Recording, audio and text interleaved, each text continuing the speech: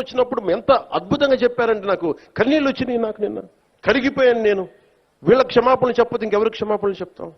AEO కానీ, AEO Venkaiah Chowdary గారు కానీ, ఈఓ శ్యామలరావు గారు కానీ, చైర్మన్ బిఆర్ నాయుడు గారు కానీ, టీటీడీ బోర్డు సభ్యులు, పాలక మండలి సభ్యులందరూ కానీ, మీరందరూ వచ్చి ఒక్కొక్క వ్యక్తి గురించి కథ వింటే అప్పుడు మీకు బాధ అర్థమవుతుంది. క్షమాపణలు చెప్పండి. క్షమాపణ చెప్తే చెప్పడంలో తప్పలేదు. చెప్పినంత మాత్రాన చనిపోయిన వాళ్ళు బతికి రారు కదా. అది అవన్నీ ఎవరో ఏదో మాట్లాడారంటే వాటికన్నిటికీ స్పందించాల్సిన అవసరం లేదు. కాకపోతే తప్పిదం జరిగింది, అది ఎలా జరిగింది, ఎట్లా జరిగింది అనేది ఎంక్వైరీ చేస్తారు. బాధ్యుల మీద కఠినమైన చర్యలు తీసుకుంటారు, అందులో ఏమాత్రం డౌట్ లేదు.